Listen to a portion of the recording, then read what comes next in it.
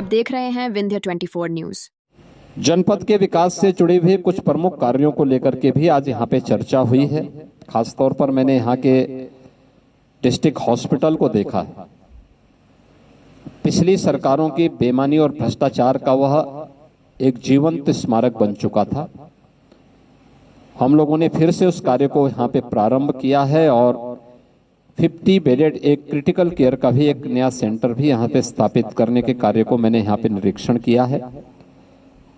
हमारा प्रयास है कि डिस्ट्रिक्ट हॉस्पिटल का जो पुराना भवन है उसके निर्माण कार्य को सरकार ने अपनी ओर से पूरी धनराशि उपलब्ध करवा दी है और दिसंबर 2025 तक इसे कंप्लीट करने का एक लक्ष्य राजकीय निर्माण निगम को दिया गया है और क्रिटिकल केयर के भी उसको हमने एक लक्ष्य दिया है।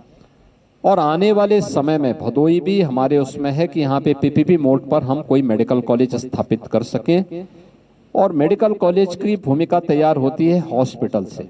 उसके पास 300 बेडेड हॉस्पिटल की सुविधा हो, ये उसी के लिए तैयारी की जा रही है।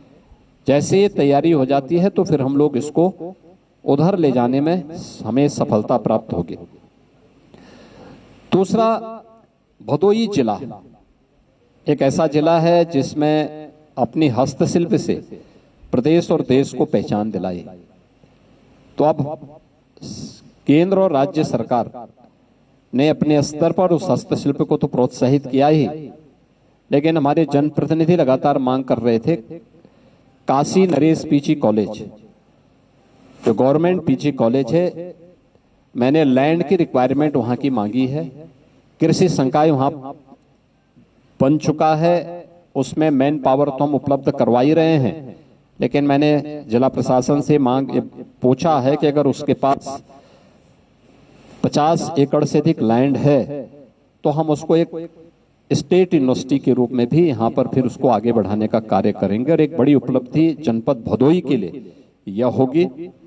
इसके अलावा सीतामढ़ी के पास खासतौर पर यहाँ पर डेगुरपुर में गंगा नदी में एक ब्रिज निर्माण की मांग जनप्रतिनिधियों ने की है, उसको तात्कालिक रूप से हम स्वीकृति दे रहे हैं। यहाँ पे गोपीगंज मिर्जापुर के बीच में रेलवे लाइन पर आरओबी के निर्माण की भी मांग यहाँ पे जनप्रतिनिधियों ने की थी, उसको भी हम यहाँ पे उसको हम लोग अपनी स्वीकृति यहाँ पर दे रहे हैं।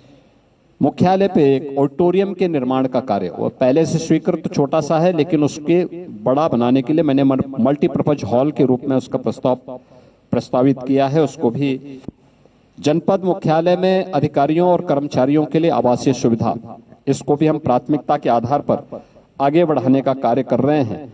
और यहाँ पे अन्य जो प्रमुख मांग और भी यहाँ पर थी, सफाई कर्मी जो आउटसोर्स से यहाँ पर मैंने उसका स्टेटस मांगा है।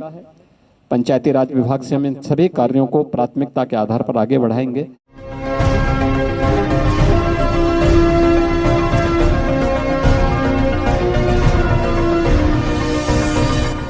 आप देख रहे हैं विंध्य 24 न्यूज।